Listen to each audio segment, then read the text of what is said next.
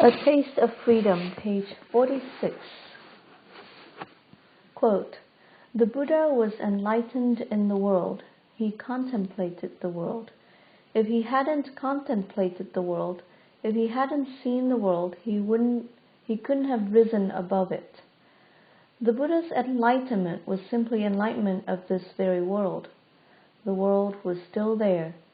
Gain and loss, praise and criticism, fame and disrepute, happiness and unhappiness were all still there. If there weren't these things, there would be nothing to become enlightened to. Opening the Dhamma eye. Some of us start to practice, and even after a year or two, still don't know what's what. We are still unsure of the practice. When we're still unsure, we don't see that everything around us is purely Dhamma, and so we turn to teachings from the Ajahns. But actually, when we know our mind, when there is sati to look closely at the mind, there's wisdom. All times and all places become occasions for us to hear the Dhamma. We can learn Dhamma from nature, from trees, for example. A tree is born due to a cause, and it grows following the course of nature. Right here, the tree is discoursing Dhamma to us, but we don't understand this. In due course, it grows and grows until it buds, flowers, and fruit appear. All we see is the appearance of the flowers and fruit. We're unable to bring this within and contemplate it. Thus, we don't know that the tree is teaching us Dhamma. The fruit appears and we merely eat it without investigating. Sweet, sour, or salty is the nature of the fruit. And this is Dhamma, the teaching of the fruit. Following on, the leaves grow old. They wither, die, and then fall from the tree. All we see is that the leaves have fallen down. We step on them, we sweep them up, that's all. We don't investigate thoroughly, so we don't know what nature is teaching us. Later on, the new leaves sprout, and we merely see that without taking it further. This is not the truth that is known through internal reflection. If we can bring all this inwards and investigate it, we will see that the birth of a tree and our own birth are no different. This body of ours is born and exists dependent on conditions, on the elements of earth, water, wind, and fire. It has its food, it grows and grows. Every part of the body changes and flows according to its nature. It's no different from the tree. Hair, nails, teeth, and skin all change. If we know the things of nature, then we will know ourselves. People are born. In the end, they die. Having died, they're born again. Nails, teeth, and skin are constantly dying and regrowing. If we understand the practice, then we can see that a tree is no different from ourselves. If we understand the teaching of the Ajahns, then we realize that the outside and the inside are comparable. Things which have consciousness and those without consciousness do not differ.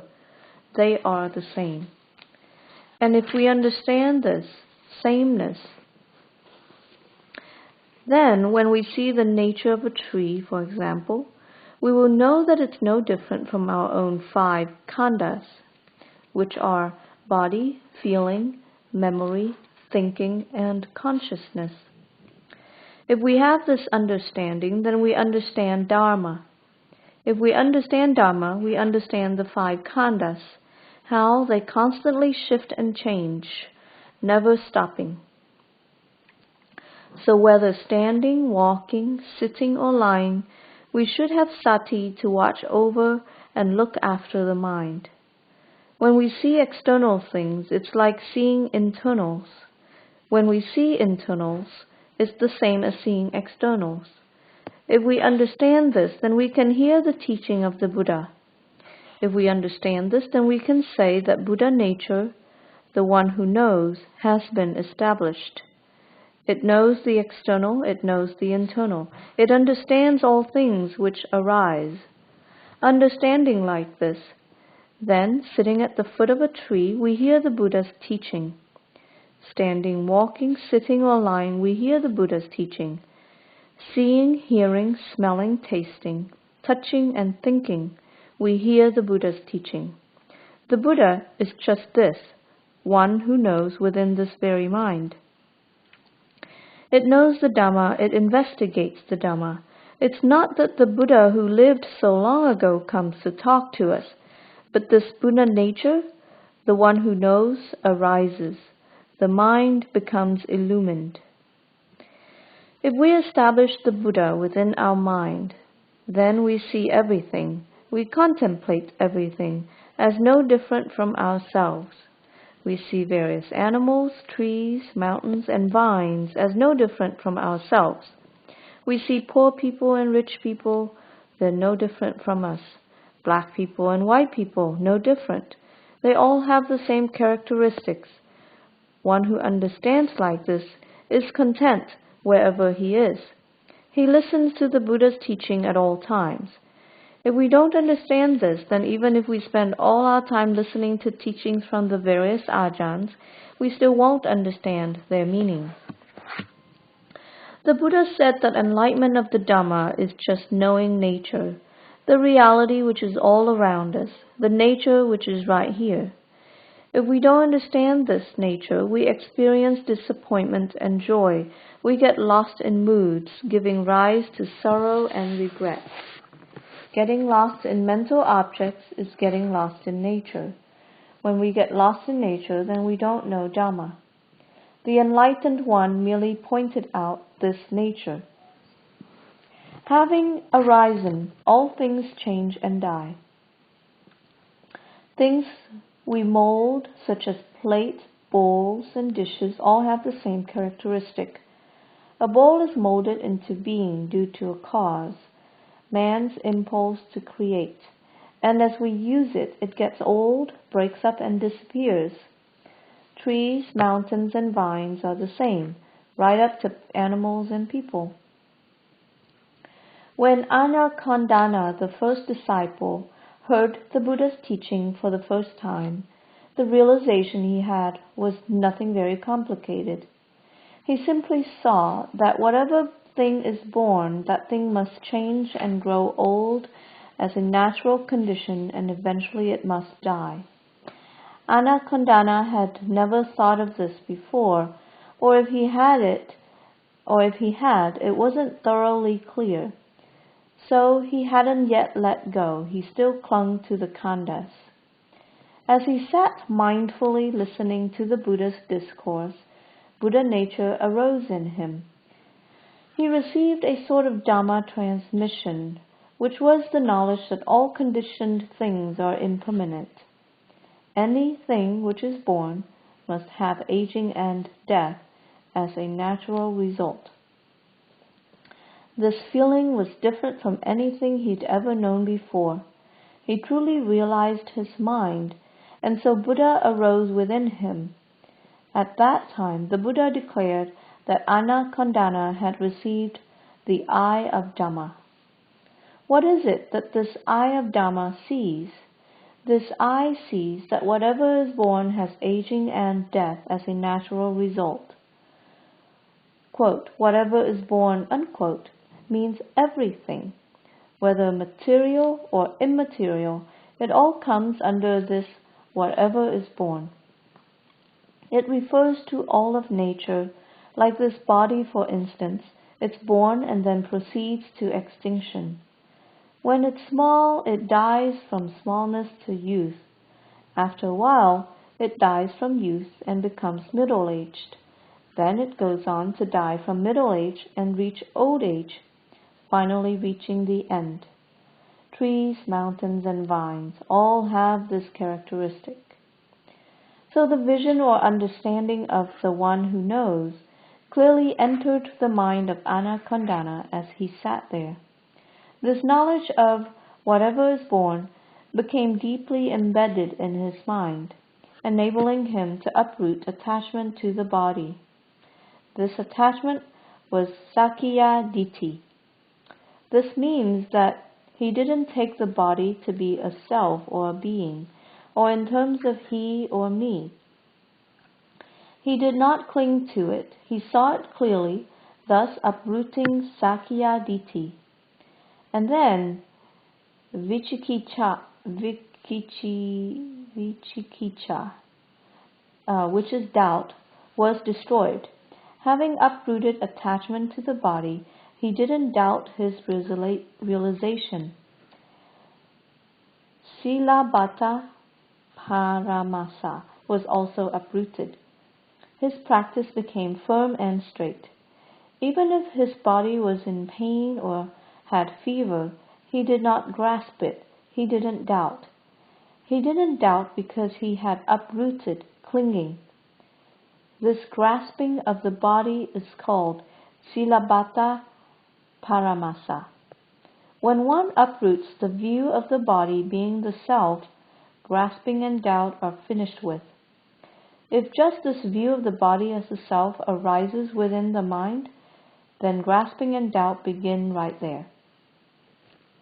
So, as the Buddha expounded the Dhamma, Anaconda opened the eye of Dhamma. This eye is just the, quote, one who knows clearly.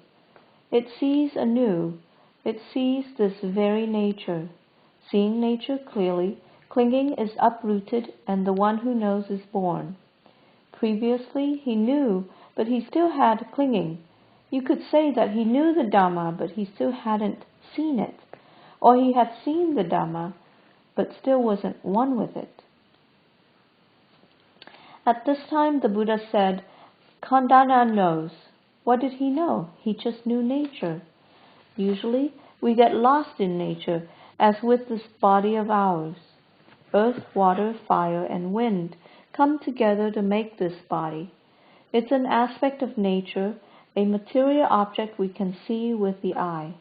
It exists depending on food, growing and changing until it finally reaches extinction. Coming inwards, that which watches over the body is consciousness. Just this one who knows, this single awareness. If it receives through the eye, it's called seeing. If it receives through the ear, it's called hearing. Through the nose, it's called smelling. Through the tongue, tasting. Through the body, touching. And through the mind, thinking.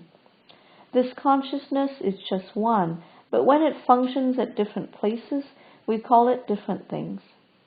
Through the eye, we call it one thing. Through the ear, we call it another. But whether it functions at the eye, ear, nose, tongue, body, or mind, it's just one awareness. Following the scriptures, we call it the 6 consciousnesses. But in reality, there is only one consciousness arising at these 6 different bases. There are 6 doors, but a single awareness, which is this very mind. This mind is capable of knowing the truth of nature. If the mind still has obstructions, then we say it knows through ignorance. It knows wrongly and it sees wrongly. Knowing wrongly and seeing wrongly, or knowing and seeing rightly, it's just a single awareness. We say wrong view and right view, but it's just one thing. Right and wrong both arise from this one place. When there is wrong knowledge, we say that ignorance conceals the truth. When there is wrong knowledge, then there is wrong view, wrong intention, wrong action, wrong livelihood. Everything is wrong. On the other hand, the path of right practice is born in this same place. When there is right, then the wrong disappears. The Buddha practiced enduring many hardships and torturing himself with fasting and so on, but he investigated deeply into his mind until finally he uprooted ignorance. All the Buddhas were enlightened in mind because the body knows nothing. You can let it eat or not, it doesn't matter. It can die at any time. The Buddhas all practiced with the mind. They were enlightened in mind.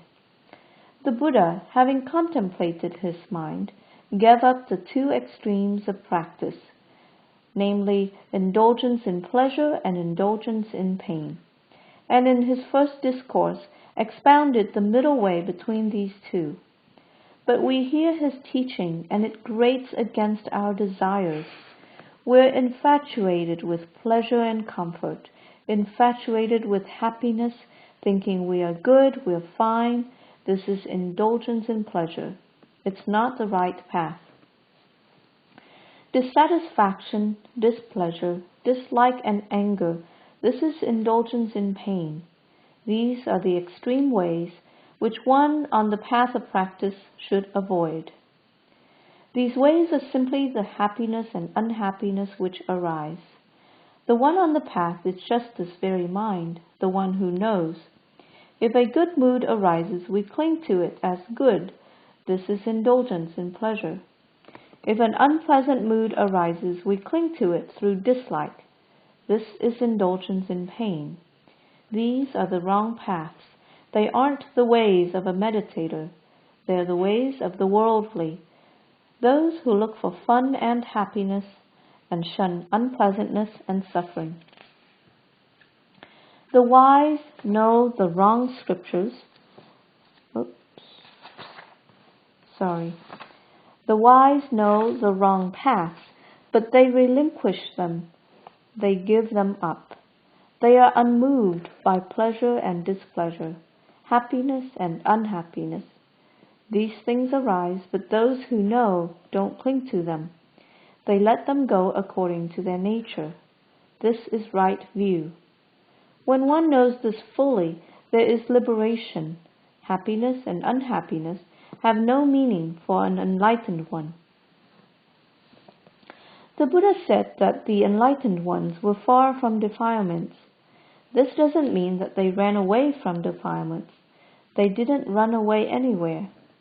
Defilements were there. He compared it to a lotus leaf in a pond of water. The leaf and the water exist together. They are in contact, but the leaf doesn't become damp. The water is like defilements, and the lotus leaf is the enlightened mind. The mind of one who practices is the same. It doesn't run anywhere. It doesn't run away anywhere. It stays right there. Good, evil, happiness, and unhappiness, right and wrong arise, and he knows them all. The meditator simply knows them. They don't enter his mind. That is, he has no clinging. He is simply the experiencer. To say he simply experiences is our common language. In the language of Dhamma, we say he lets his mind follow the middle way. These activities of happiness, unhappiness, and so on are constantly arising because they are characteristics of the world. The Buddha was enlightened in the world. He contemplated the world. If he hadn't contemplated the world, if he hadn't seen the world, he couldn't have arisen above it. The Buddha's enlightenment was simply enlightenment of this very world. The world was still there, gain and loss, praise and criticism, fame and disrepute, happiness and unhappiness were all still there.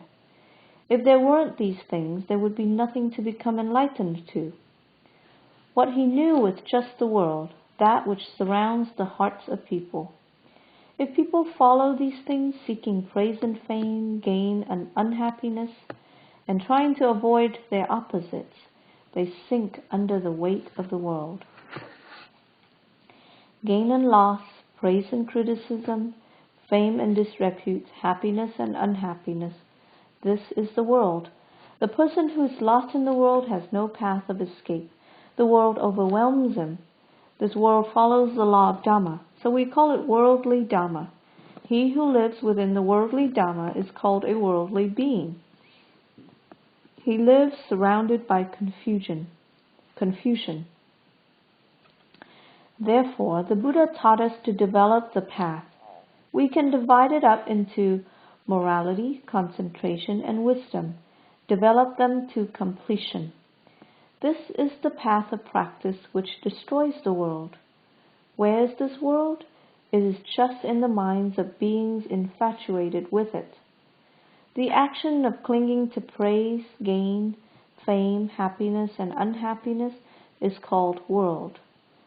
When it is there in the mind, then the world arises, the worldly being is born.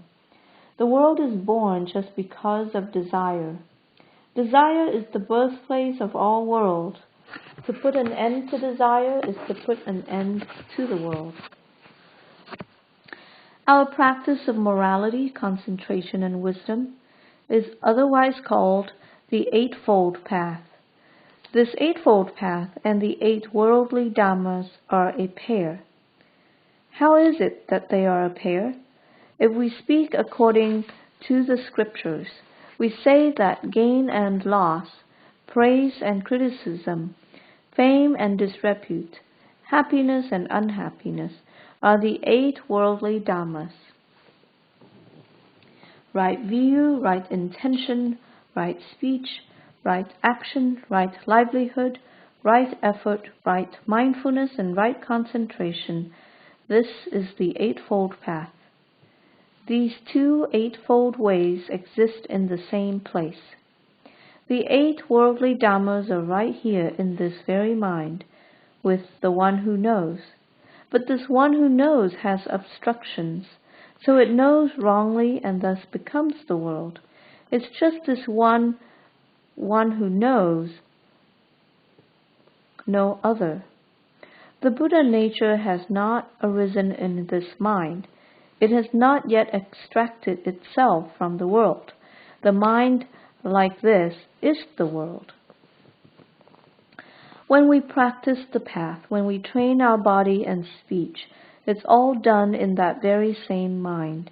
It's in the same place, so they see each other. The path sees the world.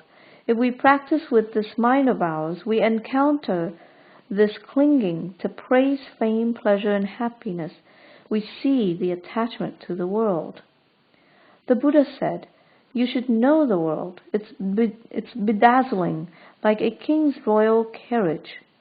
The fools are entranced, but the wise are not deceived." It's not that he wanted us to go all over the world looking at everything, studying everything about it. He simply wanted us to watch this mind, which is dependent on it.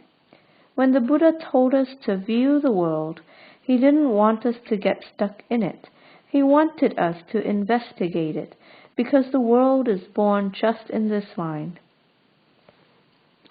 Sitting in the shade of a tree, you can look at the world. When there's desire, the world comes into being right there. Wanting is the birthplace of the world. To extinguish wanting is to extinguish the world. When we sit in meditation, we want the mind to become peaceful, but it's not peaceful. Why is this? We don't want to think, but we think.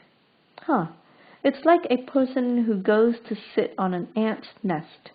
The ants just keep on biting him. When the mind is the world, then even sitting still with our eyes closed, all we see is the world. Pleasure, sorrow, anxiety, confusion, it all arises. Why is this? It's because we still haven't realized Dhamma. If the mind is like this, the meditator can't endure the worldly Dhammas. He doesn't investigate. It's just the same as if he was sitting on an ant's nest. The ants are going to bite because he's right on their home. So what should he do? He should look for some poison or use fire to drive them out. But most Dhamma practitioners don't see it like that. If they feel content, they just follow contentment. Feeling discontent, they just follow that. Following the worldly Dhammas, the mind becomes the world. Sometimes we may think, I can't do it, it's beyond me. So we don't even try. This is because the mind is full of defilements. The worldly Dhammas prevent the path from arising. We can't endure in the development of morality, concentration, and contemplation. It's just like that man sitting on the ant's nest. He can't do anything. The ants are biting and crawling all over him. He's immersed in confusion and agitation. He can't rid his sitting place of the danger, so he just sits there, suffering. So it is with our practice. The worldly dhammas exist in the minds of worldly beings. When those beings wish to find peace, the worldly dhammas arise right there. When the mind is ignorant, there's only darkness. When knowledge arises, the mind is illumined, because ignorance and knowledge are born in the same place. When ignorance has arisen, knowledge can't enter, because the mind has accepted ignorance. When knowledge has arisen, ignorance cannot stay. So the Buddha exhorted his disciples to practice with the mind, because the world is born in this mind. The 8 worldly dhammas are there. The Eightfold Path, that is, investigation through calm and insight meditation, our diligent effort and the wisdom we develop, all these things loosen the grip of the world. Attachment, aversion, and delusion become lighter, and being lighter, we know them as such. If we experience fame, material gain, praise, happiness, or suffering, we're aware of it. We must know these things before we can transcend the world, because the world is within us. When we're free of these things, it's just like leaving a house. When we enter a house, what sort of feeling do we have? We feel that we've come through the door and entered the house. When we leave the house, we feel that we've left it. We come into the bright sunlight. It's not dark like it was inside. The action of the mind entering the worldly dhammas is like entering the house. The mind which has destroyed the worldly dhammas is like one who has left the house. So the Dhamma practicer should become one who witnesses the Dhamma for himself. He knows for himself whether the worldly dhammas have left or not, whether or not the path has been developed. When the path has been well developed, it harasses the worldly dhammas. It becomes stronger and stronger. Right view grows as wrong view decreases, until finally the path destroys defilements. Either that or defilements will destroy the path. Right view and wrong view, there are only these 2 ways. Wrong view has its tricks as well. You know, it has its wisdom, but it's wisdom that's misguided. The meditator who begins to develop the path experiences separation. Eventually it's as if he is 2 people, one in the world and the other on the path. They divide, they pull apart. Whenever he's investigating, there's this separation, and it continues on until the mind reaches insight, vipassana. Or maybe it's vipassanu. Having tried to establish wholesome results in our practice, seeing them, we attach to them. This type of clinging comes from our wanting to get something from the practice. This is vipassanu, the wisdom of defilement, i.e. defiled wisdom. Some people develop goodness and cling to it. They develop purity and cling to that. Or they develop knowledge and cling to that. The action of clinging to that goodness or knowledge is vipassanu, infiltrating our practice. So when you develop vipassana, be careful. Watch out for vipassanu, because they're so close that sometimes you can't tell them apart. But with right view, we can see them both clearly. If it's vipassanu, there will be suffering arising at times as a result. If it's really vipassana, there's no suffering. There's peace. Both happiness and unhappiness are silenced. This you can see for yourself. This practice requires endurance. Some people, when they come to practice, don't want to be bothered by anything. They don't want agitation. But there's agitation the same as before. We must try to find an end to agitation through agitation itself. So if there's agitation in your practice, then it's right. If there's no agitation, it's not right. You just eat and sleep as much as you want. When you want to go anywhere or say anything, you just follow your desires. So the teaching of the Buddha grates. The supermundane goes against the worldly. The right view opposes wrong view. Purity opposes impurity. The teaching grates against our desires. There's a story in the scriptures about the Buddha before he was enlightened. At one time, having received a plate of rice, he floated that plate on a stream of water, determining in his mind, "If I am to be enlightened, may this plate float against the current of the water." And the plate floated upstream. That plate was the Buddha's right view, or the Buddha nature that he became awakened to. It didn't follow the desires of ordinary beings. It floated against the flow of his mind. It was contrary in every way. These days, in the same way, the Buddha's teaching is contrary to our hearts. It just involves destruction. People want to indulge in greed and hatred, but the Buddha won't let them. They want to be deluded, but the Buddha destroys delusion. So the mind of the Buddha is contrary to that of worldly beings. The world calls the body beautiful, but he says it's not beautiful. They say the body belongs to us. He says not so. They say it's substantial. He says it's not. Right view is above the world. Worldly beings merely follow the flow of the stream. Continuing on, when the Buddha got up from there, he received 8 handfuls of grass from a Brahmin. The real meaning of this is that the 8 handfuls of grass were the 8 worldly dhammas: gain and loss, praise and criticism, fame and disrepute, happiness and unhappiness. The Buddha, having received this grass, determined to sit on it and enter samadhi. The action of sitting on the grass was itself samadhi.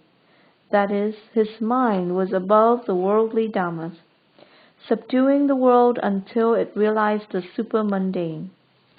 The worldly dhammas became just as refuse for him. They lost all meaning. He sat over them, but they didn't obstruct his mind in any way. The various maras came to try to overcome him, but he just sat there in samadhi, subduing the world until finally he became enlightened to the Dhamma and completely defeated Mara. That is, he defeated the world. So the practice of developing the path is that which kills defilements. People these days have little faith. Having practiced a year or two, they want to get there. They want to go fast. They don't consider that the Buddha, our teacher, had left home a full 6 years before he became enlightened. That is why we have freedom from dependence. According to the scriptures, a monk must have at least 5 rains before he is considered able to live on his own. By this time, he has studied and practiced sufficiently. He has adequate knowledge. He has faith. His manners are good. Someone who practices for 5 years, I say he's competent. But he must really practice, not just hanging out in the robes for 5 years. He must really look after the practice and really do it. Until you reach 5 rains, you may wonder, what is this freedom from dependence that the Buddha talked about? You must really try to practice for 5 years, and then you'll know for yourself the qualities he was referring to. After that time, you should be competent in mind, one who is certain. At the very least, after 5 rains, one should be at the first stage of enlightenment. This is not just 5 reins in body, but 5 reins in mind as well. That monk has fear of blame, a sense of shame and modesty. He doesn't dare to do wrong either in front of people or behind their backs, in the light or in the dark. Why not? Because he has reached the Buddha, the one who knows. He takes refuge in the Buddha, the Dhamma, and the Sangha. End of page 62.